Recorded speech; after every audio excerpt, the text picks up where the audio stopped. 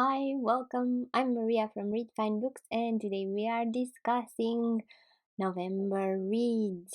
So lots of books this month because if you don't know, in November there's a booktube event going on and it's called November Nonfiction. So for November Nonfiction to participate, you have to read at least one nonfiction book. But I will try to read a lot of them because I actually found a lot that are so interesting, and I really want to get to each and every one of them.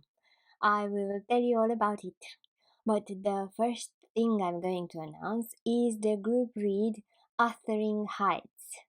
If you want to read Wuthering Heights, this awesome classic in the month of November, you can join on my Discord channel and we'll have a blast together.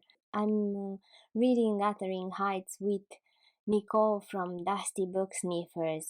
Please check out her channel. She has an entire series with classics. Every Friday a new review is up and it is just perfect.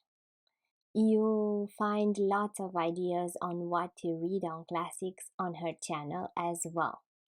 So, Wuthering Heights, you have to have heard by now of the great love between Catherine and Heathcliff.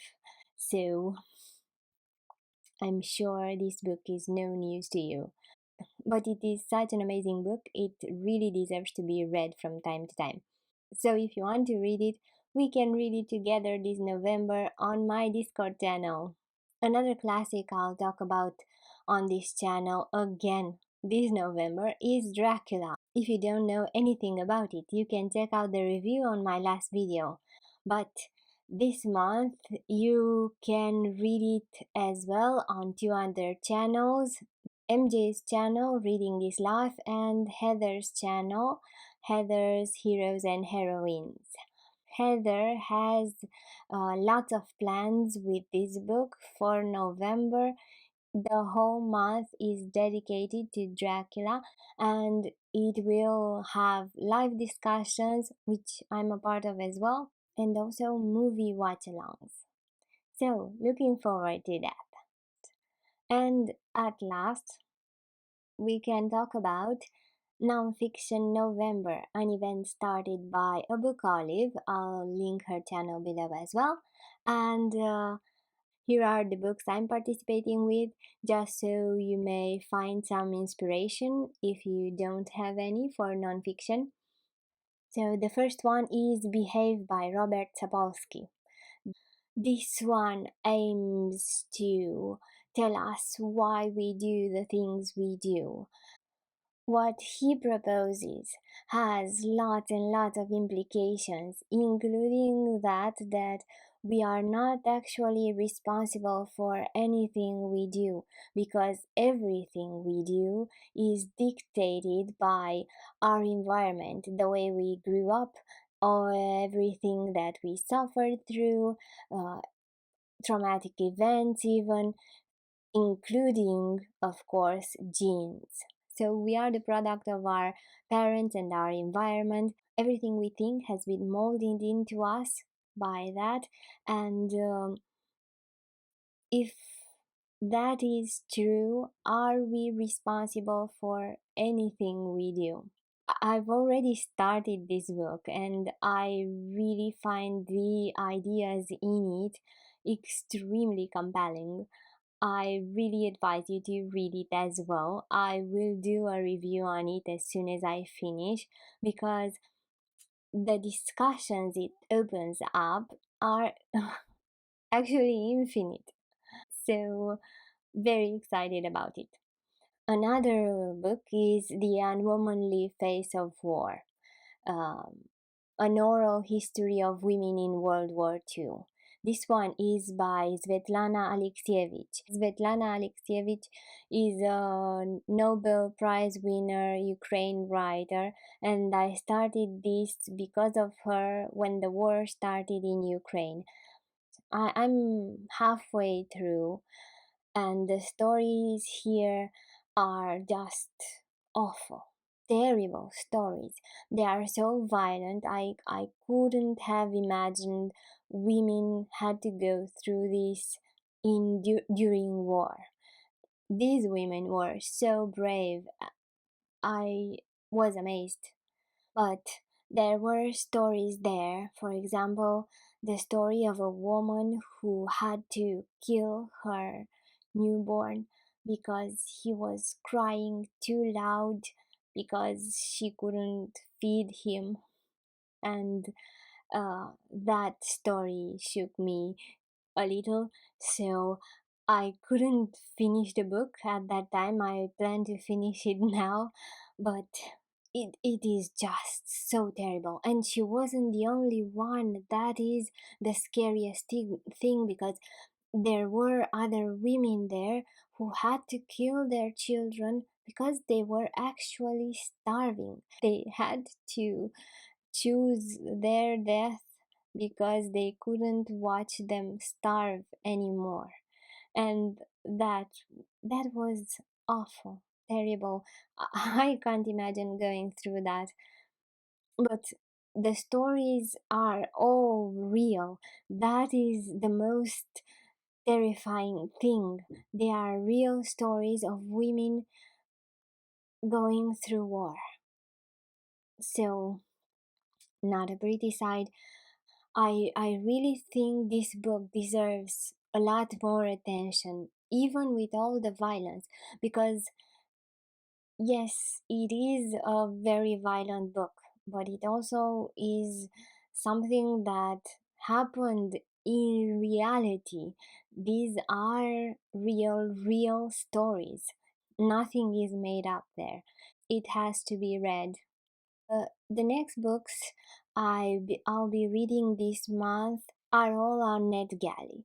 They are not published yet, and I am really excited about that. It is very interesting to read books that not many have access to yet, because with few reviews or not at all, you have no idea what you get with a book. So these are surprises for me too. I'm not sure they are books I will be recommending in the future. Nonetheless, I will be reading them this November. The first one is Confessions of an Emigrant by Elena Mihaila. She's a Romanian, in fact, and the book blurb reads, with endless twists and turns and setbacks, this is one woman's extraordinary story of resilience and determination. Elena's story began in communist Romania, where tumultuous changes in her country and her own life forced her to flee, seeking greater freedom for herself and her children. In leaving, she risked not just herself, but those she left behind, while encountering the worst and best in humanity. Danger and few options led some to take advantage of her, yet brought kindness from others. Her journey eventually took her to New Zealand, but instead of being a haven, it began a new chapter where things were not as they appeared. Told with rawness and honesty, Elena's story is one of struggle, hope, and ultimately faith. That when faith deals us a bad hand within us, we can find the power to overcome even the harshest odds. So, yes, this is a memoir of a woman who fled Romania during the communist era. So, looking forward to it. The next one is another memoir of a Muslim girlhood. Stay, Daughter by Yasmin Azad. The setting is beautifully drawn and its history comes alive. The book introduces many facets of Muslim life while showing just how radical seemingly small changes can be in a traditional environment. A loving and approachable coming of age story about generational change. Suffused with love, humor, and compassion, Stay Daughter gives an intimate glimpse into a traditional Muslim community that has to balance the rules of Islamic orthodoxy with the freedoms and innovations of the westernized modern world. So, another good memoir, hopefully. The next one is A Gypsy in Auschwitz. This one is actually published already in October, but it is still available on NetGalley, and I'll be reading it from there. Otto Rosenberg is 9 and living in Berlin, poor but happy when his family are detained. All around them, Sinti and Roma families are being torn from their homes by Nazis, leaving behind schools, jobs, friends, and businesses to live in forced encampments outside the city. One by one, families are broken up, adults and children disappear or are sent east. Otto arrives in Auschwitz age 15 and is later transferred to Buchenwald and Bergen-Belsen. He works, scrounges food wherever he can, witnesses and suffers horrific violence, and is driven close to death by illness more than once. Unbelievably, he also joins an armed revolt of prisoners who, facing the SS and certain death, refuse to back down. The stories of Roma during the World War II often remain untold, and their suffering isn't at all acknowledged and viewed the same as the one of Jews. Um, and they were persecuted equally. That is always a shame. So, this is why I want to read this book and want to really talk about it. And the last one I'll hopefully still be able to read in November is The Silver Women. This is the story of how black women's labor made the Panama Canal. The construction of the Panama Canal is typically viewed as a marvel of American ingenuity. What is less visible and less understood is the project's dependence on the labor of black migrant women. The Silver Women shifts the focus of this monumental endeavor to the West Indian women who traveled to Panama, inviting readers to place women's intimate lives, choices, grief, and ambition at the center of the economic and geopolitical transformation created by the construction of the Panama Canal and US imperial expansion. So let's see what this book says. I'm very, very curious. I have absolutely no idea about anything surrounding the Panama Canal, but this looks very promising. That's kind of it.